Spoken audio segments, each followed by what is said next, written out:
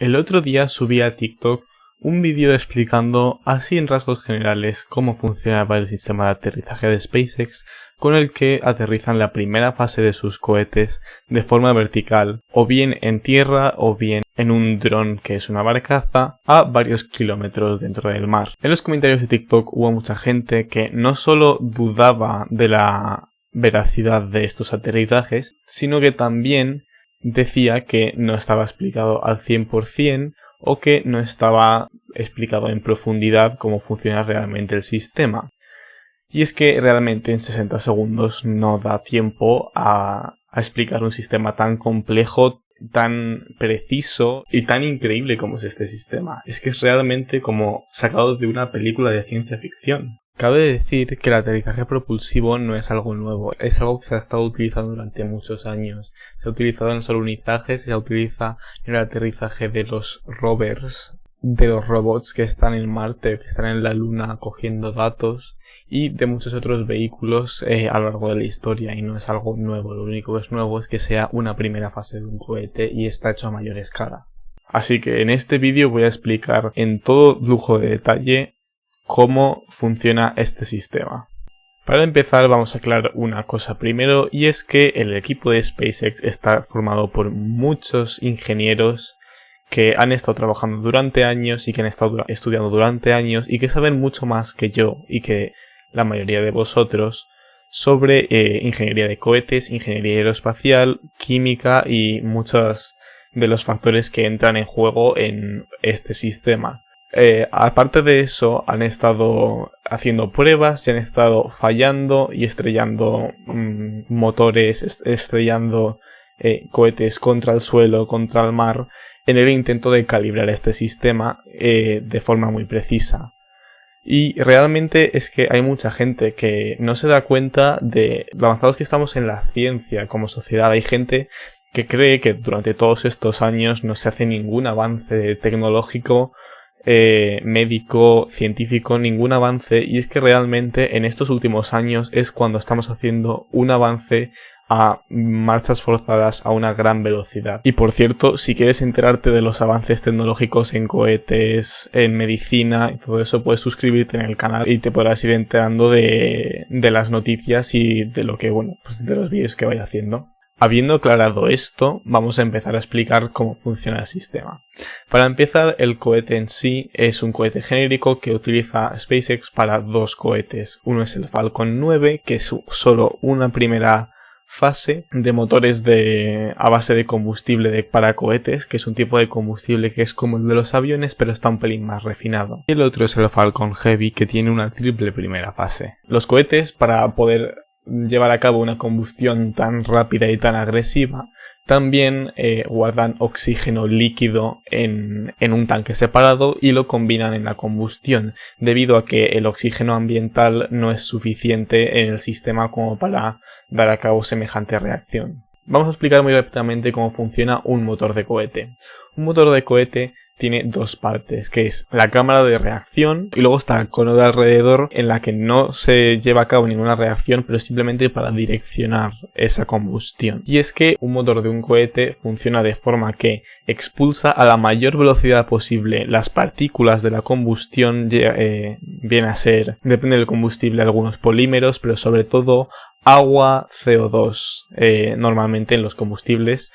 Muchos sabéis que la combustión de los hidrocarburos suele dar CO2 y H2O. En el caso de este cohete de SpaceX, tiene abajo 9 motores modelo Merlin que ha creado el propio SpaceX para sus cohetes. Y tiene 9 de ellos porque es un motor muy pequeño y es bastante potente para lo pequeño que es. Y sobre todo es que tiene una durabilidad y una capacidad de mantenimiento mucho más rápida. Es un motor bastante simple dentro de todos los que se han ido creando a lo largo de la historia. No es muy grande, no tiene temperaturas muy altas, lo que hace que no se degrade en la subida ni en la bajada, y por lo tanto es mucho más fácil reutilizarlo. De hecho, es por eso por el que se llama Falcon 9, por tener 9 motores, y el primer modelo que solo tenía uno se llamaba Falcon 1.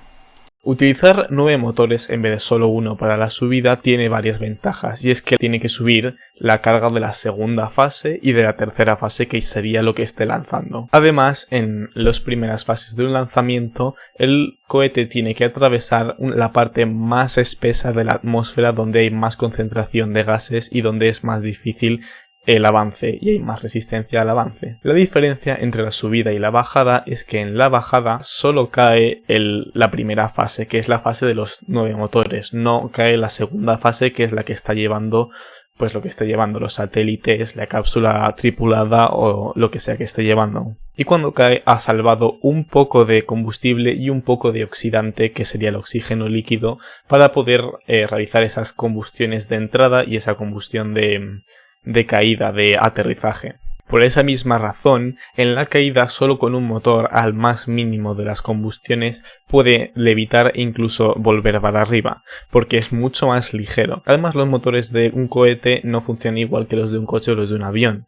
Los motores de un cohete, una vez encendidos, en muchas ocasiones no se pueden parar. En este caso sí se pueden parar y los han diseñado para poder reencenderlos y quitarlos.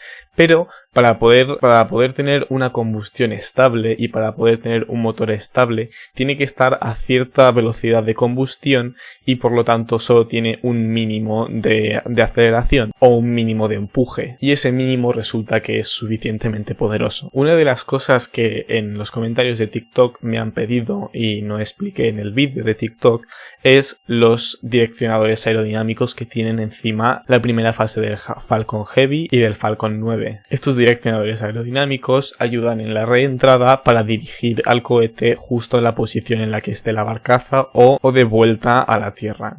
En el caso en el que aterrizan de vuelta a la Tierra, los motores tienen que salvar más combustible debido a que tienen que hacer una trayectoria más larga y hacer una quema de reentrada más grande para volver de vuelta. Hay gente que piensa que el aterrizaje de estos motores podría ser un despegue y revolución en sentido contrario, y os voy a explicar por qué no es así. Un despegue requiere de una plataforma especial que tiene aspersores de agua abajo por varias razones. Funcionan como disipadores del sonido y disipadores del calor. Justo a la hora de la ignición de los motores y del despegue empiezan a echar litros y litros de agua para evitar los daños a la plataforma y para evitar que el sonido reviente los tímpanos de todos los trabajadores que hay alrededor y del público que haya presente en ese lanzamiento. Aparte, el sonido es tan intenso que podría hacer ciertas vibraciones en el metal y en la plataforma y en el cemento de alrededor de la base que podría también provocar ciertos daños. En un despegue, para asegurar la estabilidad del cohete, tiene que estar enganchado a una plataforma de lanzamiento, que tiene un edificio al lado con el que se mantiene estable. ¿Cómo se puede mantener de pie un cohete con esas patas? Os lo voy a explicar, porque todo, cuando lo ves desde la cámara desde lejos, tiene una apariencia más pequeña de lo que es. Tenemos que tener en cuenta que el cohete entero mide 70 metros de alto, y la primera fase constituye la gran mayoría del cohete. Además, es de alrededor de 5 metros de diámetro, lo que significa que es también bastante grande, y las patas tienen un diámetro muy grande. Finalmente tengo una pregunta que lanzar a todos los escépticos. ¿Por qué iba una empresa privada mentirnos de cómo está sucediendo estos aterrizajes? El hecho de que tú, sin haber estudiado tu ingeniería, sin haber estado tantos años trabajando en la empresa, no sepas cómo funciona o no confíes en ello, no significa que no esté pasando de verdad. Tenéis que siempre tener en cuenta que esa gente que está trabajando en ese proyecto es mucho más brillante y conoce mucho más el tema que todos nosotros. Aparte, al ser una empresa privada, lo que están buscando es ahorrar dinero y lo que están buscando es la máxima optimización, porque a diferencia de la NASA no tienen fondos públicos y no tienen financiación ilimitada. La NASA tiene un contrato con el Congreso estadounidense en el que si se pasan del presupuesto seguirán teniendo cubridos los gastos, mientras que SpaceX tiene el presupuesto limitado que tiene la empresa. Y puestos a tirar a la basura todos los cohetes, ¿por qué no al menos intentar el aterrizaje? SpaceX en ningún momento nos ha intentado ocultar sus fracasos, ya que tienen cobertura en vivo de todos sus lanzamientos y todos sus aterrizajes, y han subido varios vídeos a YouTube enseñando cómo los primeros intentos y no tan primeros intentos han ido estrellando contra el mar o han ido estrellando contra el suelo en los intentos de aterrizaje. En la propia página web de SpaceX tienen el número total de lanzamientos y el número total de aterrizajes, que es bastante más bajo, enseñando que no siempre se puede ser perfecto y no siempre se puede aterrizar, pero siempre se puede intentar. En el caso de la prueba del Falcon Heavy, que fue la primera vez que se intentó un cohete con triple primera fase en SpaceX, los dos motores laterales se separaron antes de tiempo para poder volver directamente a aterrizar en Cabo Cañaveral, pero la primera fase central siguió el curso intentando aterrizar en una de las barcazas, debido a que esta misión requería que la fase central tuviese una quema más larga o llevase la carga más adelante. Esta primera fase central no logró aterrizar en la barcaza y aterrizó de lleno en el mar justo al lado de la barcaza, y esto fue debido a que no quedó suficiente combustible para realizar el frenazo. En los cohetes de solo una primera fase, en el principio también se falló muchas veces con el cálculo del combustible que queda, el oxidante que queda, los líquidos hidráulicos y muchos otros cálculos. Y no han tenido ningún problema en contárnoslos desde el principio. No tienen nadie al que agradar, nosotros no nos tienen que agradar porque nosotros no compramos sus servicios, y no tienen que agradar al Congreso porque el Congreso no les financia. No tienen ni siquiera que agradar a sus clientes porque la carga va a llegar al espacio igualmente, porque las misiones tienen como objetivo principal llevar la carga a una determinada órbita, o llevarla al espacio, llegar a la Estación Espacial Internacional o lo que sea que estén buscando. Y el aterrizaje de la primera fase es simplemente una medida extra para ahorrar, pero nunca es el objetivo principal. Espero que os haya gustado el vídeo, espero que hayáis entendido mejor cómo funciona este sistema y que creéis un poco más la existencia de este sistema, porque estamos mucho más avanzados de lo que pensáis. Si os gusta el tema, si queréis ver más vídeos, si queréis ver un vídeo sobre cómo el hombre llegó a la luna y las explicaciones, o si simplemente os gusta estar enterados de cómo va la ciencia y cómo va los cohetes, cómo vamos en la exploración espacial, suscribiros a mi canal, podéis seguirme en TikTok, podéis seguirme en Twitter.